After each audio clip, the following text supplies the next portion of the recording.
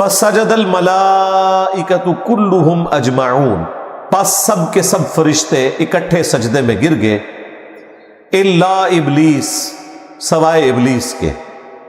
ابلیس کہتے ہیں وہ جو حسد کرنے والا، جیلس ہونے والا۔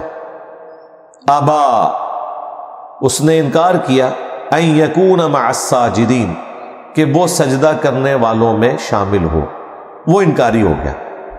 اچھا، اب بڑی حیران کن بات ہے جو اکثر ملحدین کی طرف سے بھی اٹھائی گئی قرآن حکیم کے حوالے سے۔ وہ کہتے ہیں دیکھیں قرآن حکیم میں جب بھی قصہ آدم اور ابلیس بیان ہوا تو سٹارٹ اسی بات سے ہوتا ہے کہ اللہ تعالیٰ نے فرشتوں کو حکم دیا کہ جب میں آدم کو پیدا کروں تو تم نے سجدے میں گرنا ہے، اور دوسری طرف اللہ تعالیٰ قرآن میں فرماتا ہے کہ فرشتے اللہ تعالیٰ کے حکم کی نافرمانی نہیں کرتے، اور تیسری طرف یہ بات ہو رہی ہے کہ ابلیس سجدہ کرنے سے ہی انکاری ہو گیا۔ تو اس کا آپٹیمل سولوشن کیا ہے؟ کیونکہ اگر آپ یہ کہتے ہیں کہ فرشتے نافرمانی نہیں کرتے تو ابلیس نے تو کر دی،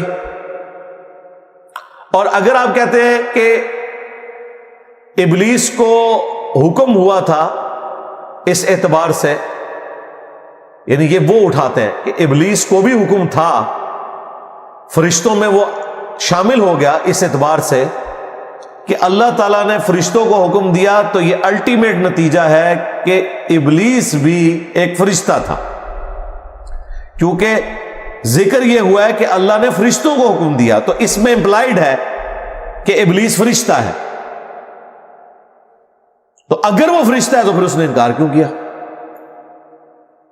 تو اس کا جواب یہ ہے کہ یہ دونوں باتیں سمجھنے میں غلطی لگی ہے جب تک کہ ہم قرآن حکیم کے باقی مقامات کو نہیں دیکھیں گے۔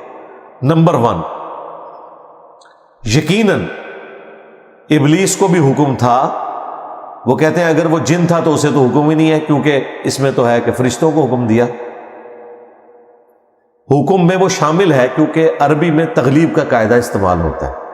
ایک کلاس میں اگر 50 میل سٹوڈنٹ ہیں اور ایک فیمیل ہے، اور کلاس ریپریزنٹیٹو کہتا ہے نا بوائے اسٹینڈ اپ، تو اس کا یہ مطلب نہیں ہے کہ لڑکی نے کھڑا نہیں ہونا، تغلیب کا قاعدہ استعمال ہوتا ہے۔ اور پورے قرآن میں آپ دیکھیں اکثر جو باتیں ہیں وہ مردوں کے صیغوں میں بیان ہوئی ہیں، عورتوں کے لیے بھی وہ حکم ہے۔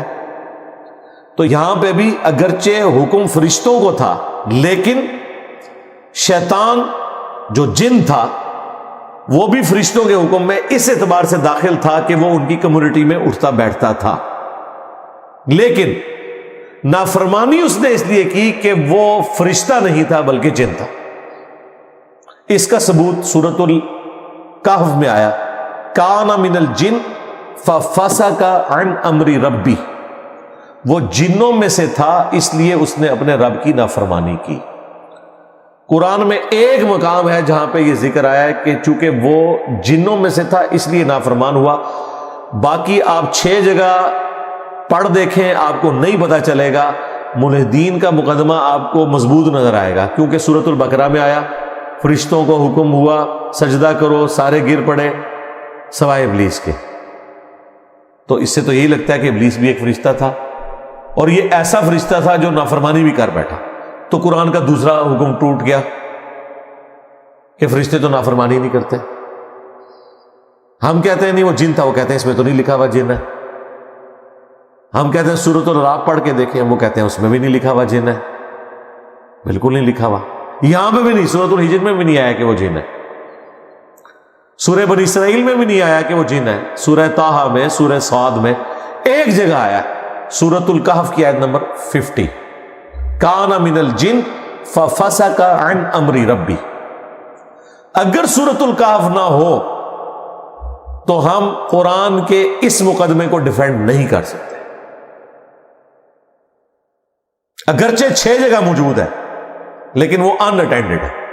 لہذا یہ بھی ضروری نہیں ہوتا کہ آپ نے ہر بات کو ہر دفعہ ریپیٹ کرنا ہوتا ہے، پورے مقدمے کو سمجھنا ہوتا ہے۔ یہ نہیں ہے کہ آپ نے اللہ کا کلپ کاٹ لینا ہے بیچ میں سے کہ جی یہاں دیکھیں بالکل واضح حکم ہے کہ ہم نے فرشتوں سے کہا وَإِذْ قَالَ رَبُّكَ لِلْمَلَائِكَةِ، فرشتوں سے کہا کہ میں مٹی سے انسان بنانے والا ہوں، جب بنا چکوں اس میں روح پھونک دوں، تم نے سجدے میں گر پڑنا ہے۔ سارے گر پڑے سوائے ابلیس کے۔ تو پھر ہم بتائیں گے یہ تغلیب کا قاعدہ ہے۔ ابلیس جنوں میں سے تھا، لیکن چونکہ ان کے ساتھ اٹھتا بیٹھتا تھا اس لیے وہ اس حکم میں شامل تھا۔ نافرمانی اس لیے کر بیٹھا کہ وہ جنوں میں سے تھا۔ اس سے اگلی بات وہ یہ ہے کہ اگر پھر بھی اگر کوئی نہیں مانتا تو دیکھ لیں آگے اللہ تعالیٰ نے مزید کلیریفائی کر دیا کہ ایسا نہیں ہوا کہ جن کو پتہ ہی نہیں چلا کہ مجھے حکم بھی تھا کہ نہیں، کیونکہ یہ لوگ کہتے ہیں نا وہ تو اس کو حکم ہی نہیں تھا تو اس نے کیوں سجدہ کرنا تھا۔ ایک طرف کہتے ہیں نافرمانی کر دی، دوسری طرف کہتے ہیں کہ اسے تو حکم ہی نہیں تھا، حکم تو فرشتوں کا تھا۔ تو یہاں پہ اللہ تعالیٰ نے اس سے پھر کاؤنٹر کوشچن کیا، قال یا ابلیس، اللہ تعالیٰ نے فرمایا اے ابلیس، ما لک الا تکون مع الساجدین، تجھے کیا ہوا کہ تو سجدہ گزاروں میں شامل نہیں ہوا؟